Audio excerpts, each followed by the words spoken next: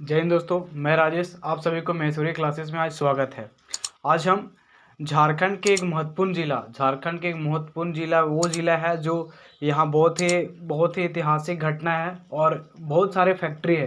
फैक्ट्रियों के नाम से जाना जाता है, फैक्ट्रियों के नाम से ज़िला विख्यात है और स्टील के उत्पादक के क्षेत्र में ये ज़िला सबसे ज़्यादा विख्यात है झारखंड में। तो आइए पढ़ते हैं आज बोकारो ज़िला के बारे में।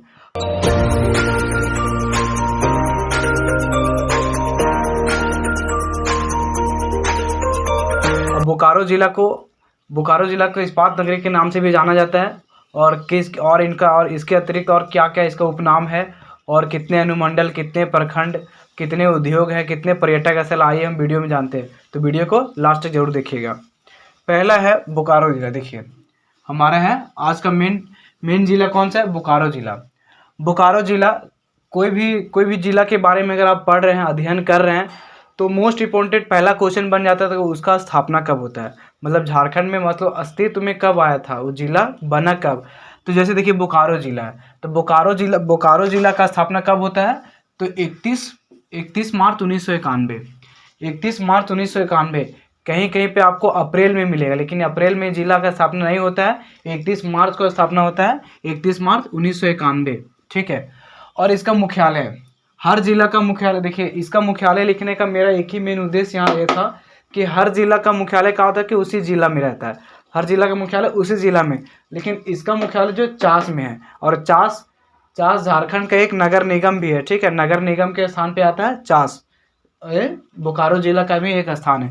उसके बाद आता है परमंडल, मतलब उत्तरी छोटानागपुर, मतलब कौन से बोकारो जिला कौन से परमंडल का जिला है? तो कौन से परमंडल का जिला? तो उत्तरी छोटानागपुर परमंडल का जिला है। इसमें जनसंख्या, अब जनसंख्या इसका मोस्ट इंपॉर्टेंट बन जाता है। अब जनसंख्या मोस्ट इंपॉर्टेंट क्यों बन जाता है? क्योंकि 2-4 साल के जो एग्जाम में जो क्वेश्चन पूछ रहा है उसमें क्या बोलता है कि झारखंड के निम्न जिलों को जनसंख्या के अनुसार कर्म से सजाएं। पहला, दूसरा, तीसरा, चौथा, 5वां स्थान पर कितना है? तो उसको बोलता है कि कर्म से सजाए, इसीलिए हम यहाँ जनसंख्या इसका लिए। तो इसका जनसंख्या है 20,62,330, 20,62,320। इसको याद ऐसे भी कर सकते हैं, 20,62,330, 20,62,330 याद हो जाएगा। ये 5वां स्थान पे आता है। ठीक है, ये जिला कितना स्थान पे आता है? 5वां स्थान पे आता है। ठीक। अब आता है क्षेत्रफल। अब क्षेत्रफल में क्या है? ये क्षेत्रफल कितना है? तो 2,883 वर्ग किलोमीटर, यानी 2,883 वर्ग किलोमीटर इसका क्षेत्रफल है। ठीक, क्षेत्रफल से ज़्यादा क्वेश्चन पूछेगा नहीं, इस पे ज़्यादा ध्यान नहीं देना है, ज़्यादा ध्यान देना है जनसंख्या पे, क्योंकि जिलों को कर्म के अनुसार सजाने के लिए देता है। तो मैं भी अगर 5वां तक, अगर जिला अगर 5 नंबर तक दे दिया तो मैं भी आप इसको सजा सकते हैं। उसके बाद आता है जनसंख्या घनत्व। अब ये मोस्ट इंपॉर्टेंट बन जाता है जनसंख्या घनत्व। अब जनसंख्या घनत्व मोस्ट इंपॉर्टेंट क्यों बन जाता है? क्योंकि झारखंड में ये दूसरा स्थान पे आता है, झारखंड में दूसरा स्थान पे आता है। कितना जनसंख्या? 715। ठीक है, देखिए 715। और ये क्वेश्चन उत्पाद सिपाही, जो 2019 में जो उत्पाद सिपाही का एग्जाम हुआ था उसमें ये क्वेश्चन पूछा हुआ है कि लिंगानुपात के अनुसार से झारखंड का दूसरा जिला कौन सा है? कौन सा है? बोकारो हो जाएगा। ठीक, जनसंख्या घनत्व में कौन सा जिला हो जाएगा? तो बोकारो जिला हो जाएगा। अब आता है लिंगानुपात। लिंगानुपात कितना है? तो लिंगानुपात 922 है। लिंगानुपात पे मेनली ज़्यादा ध्यान देना नहीं है, क्योंकि ये जानकारी के लिए से भी हम बताएं। उसके बाद आता है साक्षरता दर। साक्षरता दर भी मोस्ट इंपॉर्टेंट बन जाता है। साक्षरता दर मोस्ट इंपॉर्टेंट क्यों बन जाता है?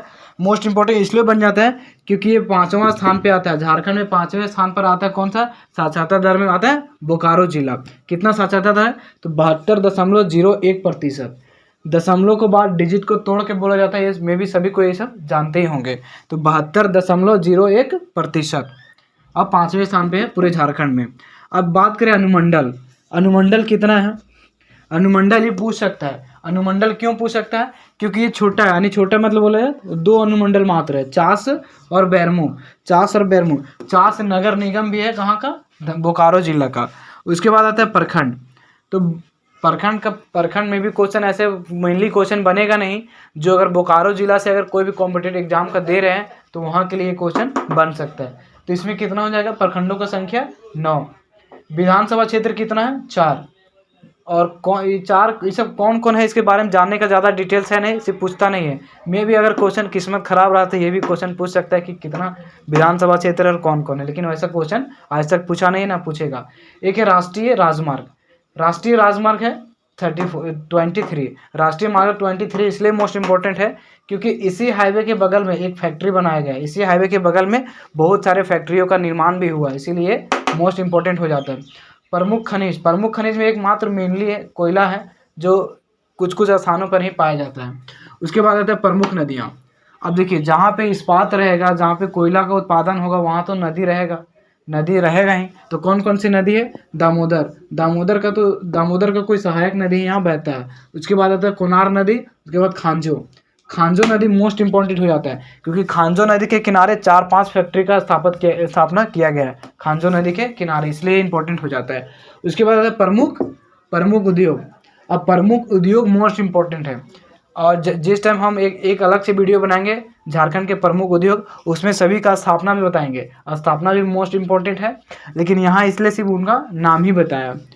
पहला प्रमुख उद्योग में होता है बोकारो इस्पात कारखाना। इसी इस्पात के नाम पर पड़ा है इस्पात नगरी। देखिए यहाँ पे ब्लैक से कर देते हैं, यहाँ बोकारो को इस्पात नगरी के नाम से जाना जाता है, इसी बोकारो कारखाना के चलते।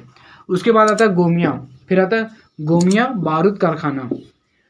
बारूद कारखाना एशिया का सबसे बड़ा विस्फोटक कारखाना है। तो पूछेगा, मैं भी क्वेश्चन ये सब देखिए, ये सब क्वेश्चन बन सकता है क्योंकि ये इंटरनेशनल लेवल का क्वेश्चन है, तो क्वेश्चन बन सकता है कि एशिया का सबसे बड़ा बारूद विस्फोटक कारखाना कहाँ है? तो गोमियो में है। ठीक है, गोमिया कहाँ है? बोकारो। कारगाली कोल वासरी भी क्वेश्चन पूछेगा। जितना भी अभी एग्जाम जो आएगा, जैसे उत्पाद सिपाही हो गया, क्लर्क का है, LDC ये सब वगैरह का है, सचिवालय का एग्जाम है, इस सब में ये सब क्वेश्चन मोस्ट इंपॉर्टेंट बनेगा।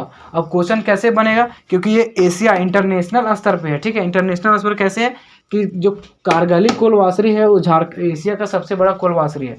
और आप लोग कमेंट करके बताइएगा कि देश का पहला कोलवासरी कहाँ खोला गया था और कौन है। झारखंड में भी है, एक हिंट आप लोग को दे दिए कि वो कोलवासरी, देश का पहला भी कोलवासरी झारखंड में है, और सबसे बड़ा विश्व का एशिया का सबसे बड़ा कोलवासरी भी है झारखंड में। कौन सा? कारगिली कोलवासरी। ठीक, अब कमेंट करके बताइएगा कि देश का पहला कोलवासरी कौन है और झारखंड के कौन से जिला में अवस्थित है। उसके बाद है प्रमुख पर्यटक स्थल में क्या कहा जाता है? देखिए, तेनूघाट डैम। अब तेनूघाट जो डैम है, देखिए इसके बारे में विशेषता क्या है कि ये देश का सबसे बड़ा अर्थेन डैम है। अर्थेन गैस का कुआं, मतलब एगो जो जैसे बोरिंग से हम लोग पानी निकालते हैं, तो वैसे गैस के लिए कहा तो कि बहुत बड़ा कुआं खोदा रहता है। कुआं का तो नाम तो जानते ही होंगे आप लोग। तो देश का सबसे बड़ा अर्थेन बांध है यानी गैस का कुआं। उसके बाद है दुर्गापुर पहाड़ भी मोस्ट इम्पोर्टेंट बन जाता है। जवाहरलाल जैविक उद्यान कहाँ है? ये सब आपको जैविक उद्यान में जिस समय जब लोग जंगल पढ़ेंगे उस समय वो बताएंगे। उसके बाद आता है Nehru park, city park, Chandrapura पक्षी विहार। एक वीडियो बनाएंगे पक्षी विहार, उसमें सिर्फ पक्षी विहार है। झारखंड में 8, 10, 11, 12 पक्षी विहार है, उसमें सिर्फ पक्षी विहार के बारे में बताएंगे कि कहाँ है। विहार मतलब होता है जहाँ पंछियों का जमावड़ा होता है। उसके बाद आता है बोकारो थर्मल पावर स्टेशन या प्लांट, वहीं पे स्थित है। ठीक, उसके बाद में नेक्स्ट देखिए, अब नेक्स्ट में क्या है कि मीथेन गैस का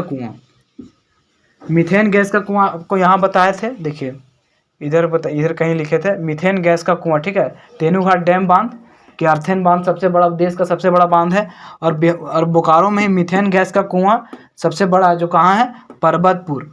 कोई कहा होता है कि पर्वतपुर लिखता है, पर्वतपुर नहीं होता है, पर्वतपुर होता है। जो एशिया में एशिया का सबसे पहला अर्थेन गैस का कुआं कहाँ खोला गया था? तो झारखंड में बोकारो जिला में।